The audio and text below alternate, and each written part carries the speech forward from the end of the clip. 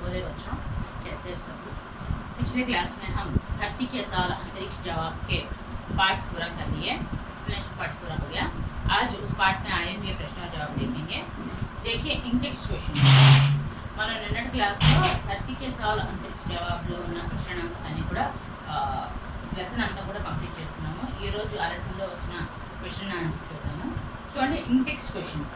निरक्षरों को साक्षर बनाने के लिए सरकार द्वारा क्या क्या कदम उठाए जा रहे हैं। निरक्षर यानी इलिटरेट, साक्षर यानी लिटरेट। सो निरक्षरों को साक्षर बनाने के लिए माने बिना शिक्षित लोगों को शिक्षित बनाने के लिए हमारा गवर्नमेंट यानी हमारा सरकार कैसे कदम उठा रहे हैं कहकर यहाँ पर प्रश्न पूछा गया है। तो यहाँ पर निरक्षरों को साक्षर बनाने के लिए यानी बिना शिक्षित लोगों को शिक्षित बनाने के लिए हमारा गवर्नमेंट यानी हमारे सरकार द्वारा कुछ ऐसे कदम उठाया जा रहा है। वह है 6 से 14 वर्ष के बच्चों को शिक्षा पाने का मौलिक अधिकार के रूप में दिया गया है।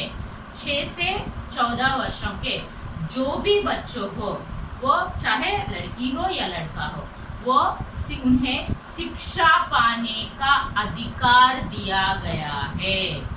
और अभिभावकों को माने जो जिन बच्चों को काम में भेजकर पैसा कमाने का नशा वो जिन अभिभावकों को छाया हुआ है, उन अभिभावकों को नशाखोरी से मुक्त करके मुक्त करने की अभियान चलाए। माने जिन बच्चों को, जो बच्चे को अपने बच्चे को काम में भेज रहे, उन बच्चों की अभिभावकों को बच्चों के पैसे का नशा उन पर चढ़ गया, तो वो नशा को उतारने के लिए हमारे सरकार के द्वारा मुहिम चलाया जा रहा है।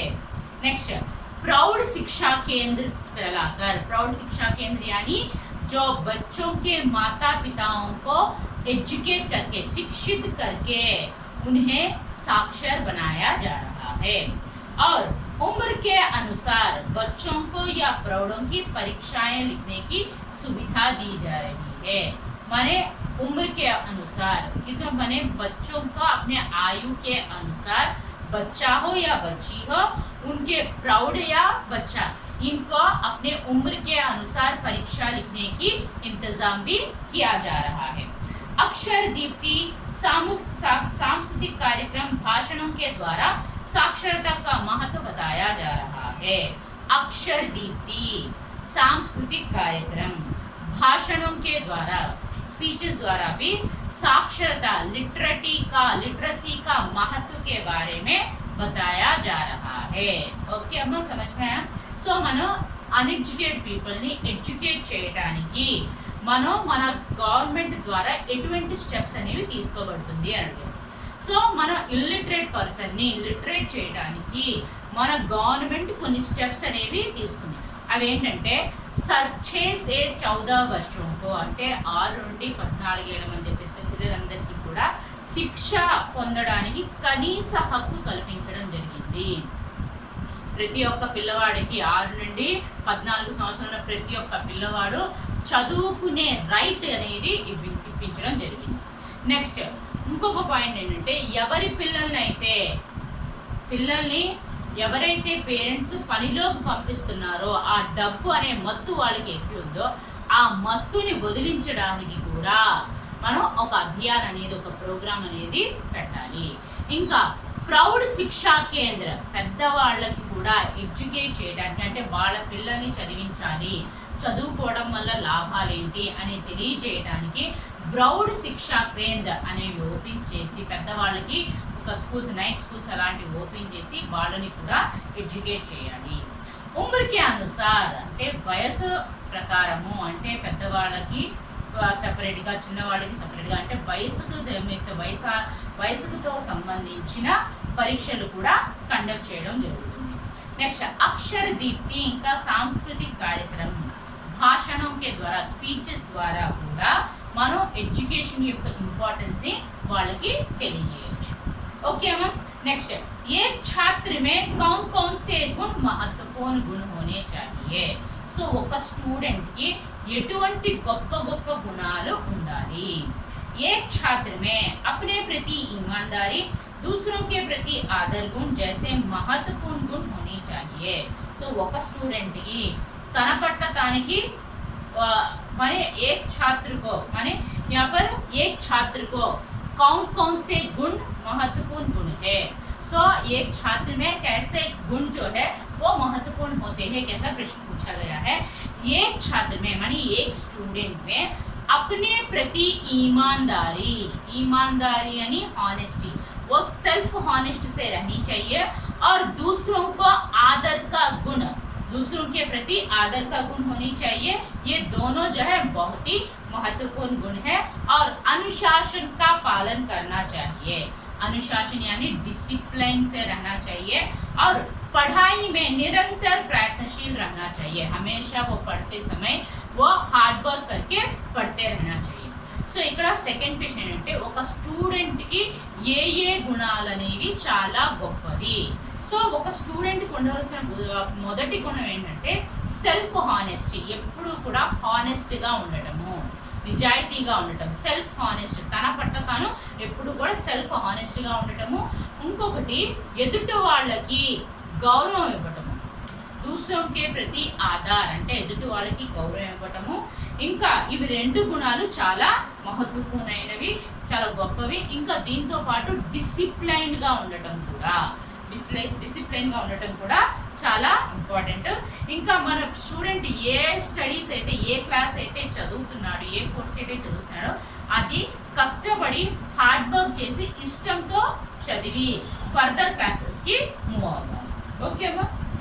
नेक्स्ट, एक छात्र के रूप में विकसित भारत के स्वप्न को साकार करने के लिए हमें क्या करना चाहिए? एक स्टूडेंट को विकसित भारत माने डेवलप्ड इंडिया को, सपनों को, ड्रीम्स को साकार करने के लिए हम क्या क्या कर सकते हैं कहकर पूछा गया. पहले आगे बढ़ने के लिए माने पढ़ाई हो तो जिस क्षेत्र में वो जिस क्षेत्र को चुना गया है उस क्षेत्र को आगे बढ़ने के लिए कड़ी मेहनत करनी चाहिए, खूब परिश्रम करना चाहिए. जीवन में पहला एक लक्ष्य, हर एक व्यक्ति को अपने जीवन में कोई ना कोई लक्ष्य होना चाहिए. तो अपना लक्ष्य बनाकर उस लक्ष्य को प्राप्त करने के लिए आवश्यक माने उस लक्ष्य को प्राप्त करने के लिए जितना ज्ञान चाहिए, जितना अनुभव चाहिए उसे हम पाना चाहिए. और तीसरा है नैतिक मूल्यों को भी माने नैतिक, पढ़ाई के साथ साथ नैतिक मूल्यों का, मोरल वैल्यूज भी सीखना चाहिए. अब जो हम लक्ष्य के लिए आगे बढ़ रहे उस समय कई बाधाएं, कई समस्याएं उत्पन्न होते. उस समस्याओं से लड़ते हुए हम आगे बढ़कर विजय प्राप्त कर सकते हैं. छात्र जो है निरंतर प्रयत्नशील माने उसका जीवन जो है, जब छात्र का जीवन है वो कैसा जीवन है? बढ़ने का जीवन है, भविष्य का निर्माण करने का जीवन है. तो छात्र जीवन जो है उस समय छात्र के रूप में रहते समय हर एक छात्र निरंतर मेहनत करते रहना चाहिए. और छुट्टी के दिनों में, छुट्टी यानी हॉलीडेज के टाइम में छात्र स्टूडेंट्स जो है गरीबों को, जो बच्चों को पढ़ने के लिए पैसा नहीं होता उन बच्चों को और सुविधाओं से वंचित बच्चों को माने जिनके पास कुछ कारणों के वजह से वो पढ़ नहीं पाते उनको पढ़ाने का काम करे.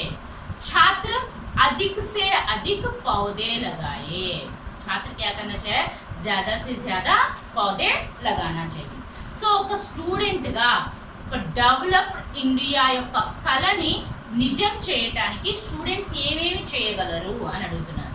సో ఫస్ట్ పాయింట్ ఏంటంటే ఆగే बढ़ने के लिए మనం ఏ స్టూడెంట్ అనేవాడు ఏ క్లాస్ అయితే చదువుతున్నాడో, ఏ సెక్టార్ అయితే చూస్ చేసుకున్నాడో ఆ సెక్టార్లో ముందుకు వెళ్ళడానికి ఫస్ట్ హార్డ్ వర్క్ అనేది చేయాలి. సో ప్రతి ఒక్క మనిషి తన జీవితంలో ఒక లక్ష్యాన్ని పెట్టుకొని, ఒక గోల్ అని పెట్టుకొని, ఆ గోల్ని సాధించడం కోసము, తన కళని పూర్తి చేసుకోవడం కోసము, ఆ లక్ష్యాన్ని సాధించడం కోసం కావలసిన జ్ఞానాన్ని, కావలసిన అనుభవాన్ని సంపాదించుకోవాలి. ఓకేనా? నెక్స్ట్, నైతిక విలువల్ని కూడా, మోరల్ వాల్యూస్ని కూడా మనం గ్రహించి అందరి పట్ల మోరల్ వాల్యూస్తో మనం జీవించడానికి ప్రయత్నం చేయాలి. మనం ఏదైతే లక్ష్యాన్ని చూస్ చేసుకున్నామో ఆ లక్ష్యాన్ని మనం చూస్ చేసుకునేటప్పుడు, ఆ లక్ష్యాన్ని చూస్ చేసుకునేటప్పుడు, ఆ లక్ష్యం దారిలో వెళ్తున్నప్పుడు చాలా సమస్యలు అనేవి వస్తాయి. ఆ సమస్యల అన్నిటినీ కూడా మనం ధైర్యంగా ఫేస్ చేస్తే మనం ఆటోమేటిక్గా సక్సెస్ అనేది మన కాళ్ళ దగ్గరికి వస్తుంది. స్టూడెంట్స్ ఎప్పుడూ కూడా హార్డ్ వర్క్ చేస్తూ ఉండాలి. నెక్స్ట్, ఛుట్టీకే దినోమే ఎవరైతే స్టూడెంట్స్ ఉన్నారో వాళ్ళ హాలిడేస్ టైంలో పేదలకి కానీ, ఇంకా ఎవరైతే కొన్ని కారణాల వల్ల చదువుకోలేని పరిస్థితుల్లో ఉన్న వాళ్ళకి మనం చదువు చెప్పించాలి. స్టూడెంట్స్ అనేవాడు ఎక్కువగా అంటే తన సాధ్యమైనంత వరకు మొక్కల్ని నాటాలి. అలా నాటడం వల్ల మన పర్యావరణం ఎప్పుడు కూడా బ్యాలెన్స్డ్గా ఉంటుంది. ఓకే అమ్మా? నెక్స్ట్, भारत को भ्रष्टाचार से मुक्त कराने में छात्रों का क्या योगदान हो सकता है? सो भारत देशाన్ని भ्रष्टाचार यानी करप्शन से मुक्त कराने के लिए, हमारे देश में करप्शन को यानी भ्रष्टाचार को नाश करने के लिए हम क्या योगदान, हमारा क्या योगदान, स्टूडेंट का क्या योगदान हो सकता है कहकर पूछा गया है.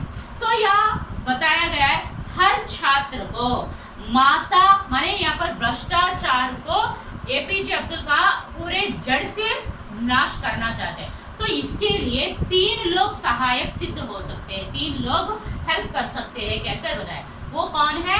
माता, पिता और प्राथमिक विद्यालय के शिक्षक.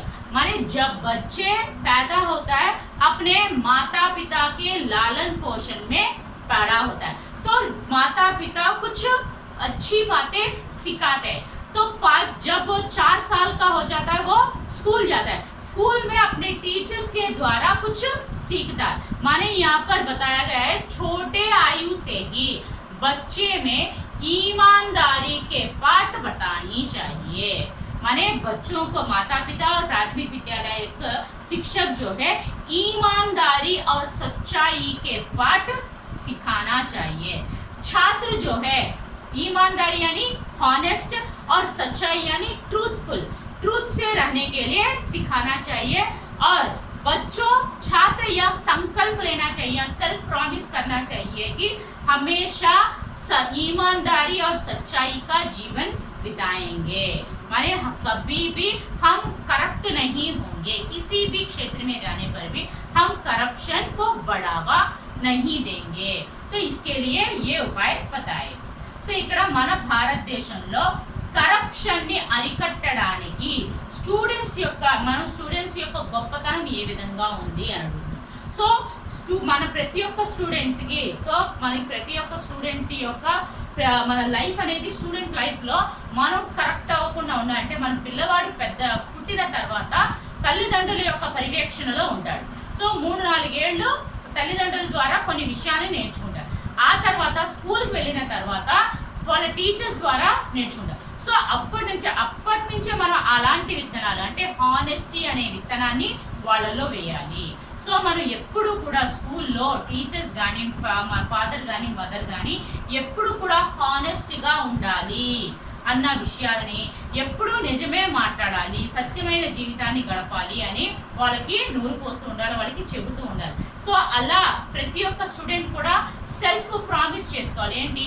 ఎప్పుడూ కూడా మేము నిజాయితీగా ఉంటాము అని, ఎలాంటి విషయాలు ఎట్టి పరిస్థితుల్లో కూడా కరప్ట్ అవ్వకుండా ఉంటాము అని చెప్పి మనం సెల్ఫ్ ప్రామిస్ చేసుకుంటే మన జీవితం అనేది చాలా సాఫీగా జరుగుతుంది. సో కరప్షన్ని అక్కడికి మనం ఎండ్ చేయొచ్చు అని ఇక్కడ చెప్పడం జరిగింది. నెక్స్ట్, बच्चों के लिए ठेसी थॉमस का संदेश क्या है? పిల్లలకి ठेसी थॉमस ఇచ్చే సందేశం, మెసేజ్ ఏంటి? ठेसी थॉमस बच्चों को यह संदेश देती है कि ठेसी थॉमस పిల్లలకి ఏం మెసేజ్ ఇస్తుందంటే यह शिक्षा देती है कि जो भी पढ़े, माने जिस कक्षा में पढ़ रहे हो वो कक्षा को ध्यान से पढ़ो, मन लगाकर पढ़ो, इच्छा से पढ़ो और अपने जीवन में एक लक्ष्य बनाकर उस लक्ष्य को प्राप्त करने तक हम नहीं रुकना चाहिए। जो पसंद है उनमें अपना जी जान लगाना चाहिए। माने जो क्षेत्र हमें पसंद है उसे हमें उस सपने को पूरा करने के लिए अपने प्राण को लगाना चाहिए। कमर कसकर तैयारी करना चाहिए, माने जिस लक्ष्य को हम चूज किए गए उसे हम मेहनत करके हम उसे प्राप्त करना चाहिए। सफलता अवश्य जो है हमारी कदम चूमेगी। సో పిల్లలలో మనం పిల్లలకి థేసీ థామస్ ఏ విధమైన మెసేజ్ ఇచ్చింది? సో థేసీ థామస్ పిల్లలకి ఏం మెసేజ్ ఇచ్చిందంటే, మీరు ఏ సెక్షన్లో అయితే ఏ క్లాస్ అయితే చదువుతున్నారో, ఏ కోర్స్ అయితే చదువుతున్నారో అది ఇష్టముతో కాన్సన్ట్రేషన్తో చదవండి, మనసు పెట్టి చదవండి, ఇష్టంతో చదవండి. సో మీ జీవితంలో ఒక లక్ష్యం అనేది పెట్టుకొని ఆ లక్ష్యాన్ని సాధించేంత వరకు కూడా వెనుతిరగకుండా కష్టపడుతూనే ఉండండి. మీరు ఏ సెక్టార్ అయితే మీకు ఇష్టమో, ఏదైతే ఇష్టమో ఆ ఇష్టాన్ని దానికోసం మీరు ప్రాణాలు ప్రాణం పెట్టి హార్డ్ వర్క్ చేయండి. కమర్ కస్కర్ తయారీ కరే, నడుం బిగించండి, కష్టపడండి. సక్సెస్ అనేది ఆటోమేటిక్గా మీ కాళ్ళ దగ్గరికి వస్తుంది అని థేసీ థామస్ చెప్పారు. नेक्स्ट, थेसी थॉमस को अग्निपुत्री का उपनाम क्यों दिया गया होगा? थेसी थॉमस को मिसाइल वुमेन ऑफ इंडिया और अग्निपुत्री कहकर उपनाम दिया गया, माने उनका उपनाम दिया गया। तो यहाँ पर बताया गया है थेसी थॉमस जो है रक्षा अनुसंधान और विकास संगठन DRDO यानी डिफेंस रिसर्च डेवलपमेंट ऑर्गेनाइजेशन में अग्नि कार्यक्रम का, माने मिसाइल अग्नि कार्यक्रम का निर्देशिका बनी है। उन्होंने देश के किसी मिसाइल प्रोजेक्ट, माने मिसाइल को आविष्कार करने में 10 युवा वैज्ञानिकों को चुना गया, उनमें थेसी थॉमस का नाम है। तो ये मिसाइल प्रोजेक्ट में जुड़ने वाली पहली प्रमुख महिला के नाम प्राप्त की।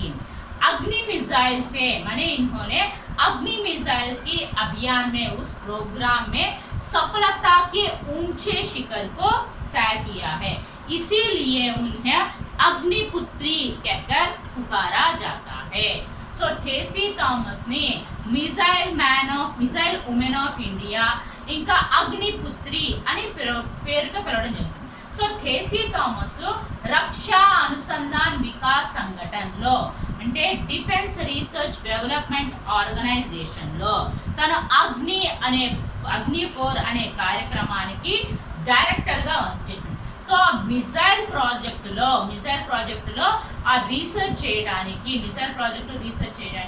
ఒక 10 మంది యువ సైంటిస్టుల్ని చూస్ చేసుకోవడం జరిగింది. అందులో ఈ థేసీ థామస్ పేరు కూడా ఉండడం జరిగింది. సో థేసీ థామస్ తను ఆ మిసైల్ ప్రాజెక్టులో కలిసి వర్క్ చేయడం మొట్టమొదటి మహిళగా పేరు తెచ్చుకోలేదు. సో ఈ అగ్ని మిసైల్ అనే అభియాన్లో తను సక్సెస్ అనేది ఆ వర్క్ చేసి సక్సెస్ అనే రేంజ్కి వెళ్ళడం జరిగింది. సో అందుకని తన్ని అగ్నిపుత్రి అని పేరుతో పిలవడం జరుగుతుంది.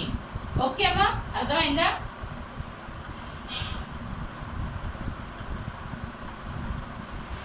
ఓకే అమ్మా, ఇక్కడ ఆపుతాము. హోంవర్క్ చూడండి.